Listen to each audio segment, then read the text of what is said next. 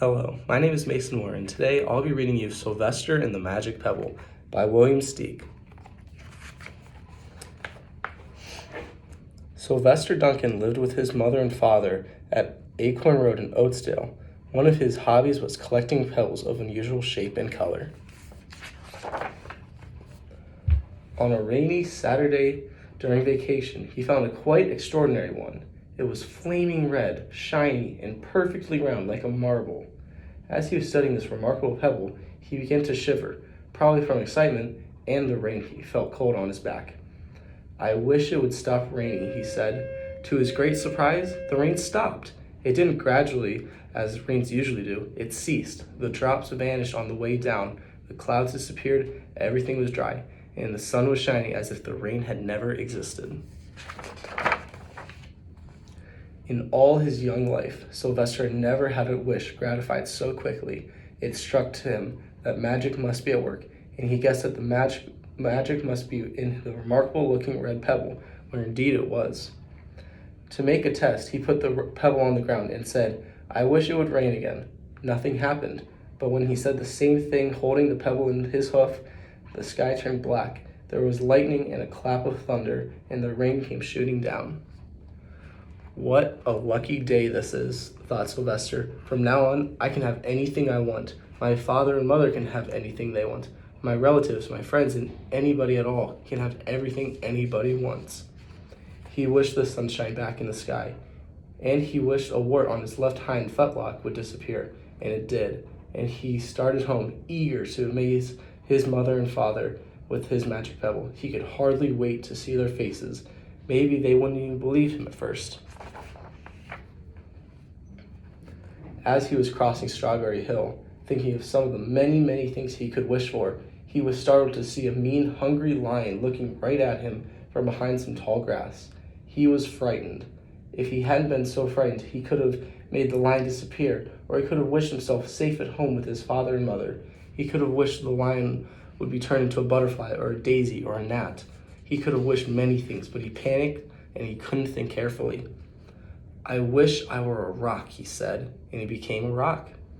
The lion came bounding over, sniffed the rock 100 times, walked around and around it, and went away, confused, perplexed, puzzled, and bewildered. "I saw that little donkey as clear as day. Maybe I'm going crazy," he muttered. And there was Sylvester, a rock on Strawberry Hill, with the magic pebble lying right beside him on the ground, and he was unable to pick it up. "Oh, how I wish I were myself again," he thought, but nothing happened. He had to be touching the pebble to make the magic work, but there was nothing he could do about it. His thoughts began to race like mad. He was scared and worried. Being helpless, he felt hopeless. He imagined all the possibilities, and eventually he realized that his only chance of himself becoming himself again was for someone to find the red pebble and to wish that the rock next to it would be a donkey. Someone would surely find the red pebble. It was so shiny and bright, but what on earth would make them wish that a rock were a donkey? The chance was 1 in a billion at best. Sylvester fell asleep. What else could he do? Night came with many stars. Meanwhile, back at home, Mr. and Mrs. Duncan paced the floor, frantic with worry. Sylvester had never come home later than dinner time. Where could he be? They stayed up all night wondering what had happened, expecting that Sylvester would surely turn up by morning, but he didn't. Mrs. Duncan cried a lot, and Mr. Duncan did all the best he could to soothe her. Both longed to have their dear son with them. "I will never scold Sylvester again as long as I live," says Mrs. Duncan, "no matter what he does." At dawn, they all went around inquiring all of the neighbors. They talked to all the children, the puppies, the kittens, the colts, the piglets. No one had seen Sylvester since the day before yesterday. They went to the police. The police could not find their son either. All the dogs in Oatsdale went searching for him. They sniffed behind every rock and tree and blade of grass, into every nook and gully of the neighborhood and beyond, but found not a scent of him. They sniffed the rock on Strawberry Hill, but it smelled like a rock. It didn't smell like Sylvester. After a month of searching the same places over and over again and inquiring of all the same animals over and over again, Mr. and Mrs. Duncan no longer knew what to do. They concluded that something dreadful must have happened, and they would probably never see their son again, though he was only a mile away. They tried their best to be happy, to go about their usual ways, but their usual ways included Sylvester, and they were always reminded of him. They were miserable. Life had no meaning for them anymore. Night followed day, and day followed night over and over again. Sylvester on the hill woke up less and less often. When he was awake, he was hopeless and unhappy. He felt he would be a rock forever, and he tried to get used to it. He went to an endless sleep. The days grew colder. Fall came with the leaves changing color. Then the leaves fell and the grass bent to the ground. Then it was winter. The winds blew this way and that. It snowed. Mostly the animals stayed indoors, living on the food they had stored up.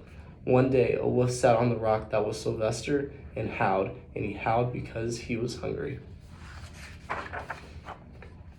Then the snow melted. The earth warmed up in the spring, and things budded. Leaves were on the trees again. Flowers showed their young faces. On a day in May, Mr. Duncan insisted that his wife go with him on a picnic. "Let's cheer up," he said. "Let us try to live again and be happy, even though Sylvester, our angel, is no longer with us." They went to Strawberry Hill. Mrs. Duncan sat down on the rock. The warmth of his own mother sitting on him woke Sylvester up from his deep winter sleep. How he wanted to shout, "Mother, Father, it's me, Sylvester, I'm right here." But he couldn't talk. He had no voice. He was stone dumb. Mr. Duncan walked aimlessly about while Mrs. Duncan set out the picnic food on the rock. Alfalfa sandwiches, pickled oats, sassafras salad, Timothy capote. Suddenly Mr. Duncan saw the red pebble. "What a fantastic pebble!" he exclaimed. Sylvester would have loved it for his collection. He put the pebble on the rock. They sat down to eat. Sylvester now was as wide awake as a donkey that was a rock could possibly be. Mrs. Duncan felt some mysterious excitement. "You know, Father," she said suddenly, "I have the strangest feeling that our dear Sylvester is still alive and not far away." I am, Sylvester shouted, but he couldn't. If only he had realized that the pebble resting on his back was the magic pebble. "Oh, how I wish he were here with us this lovely May day," said Mrs. Duncan. Mr. Duncan looked sadly at the ground. "Don't you wish for it too, Father?" she said.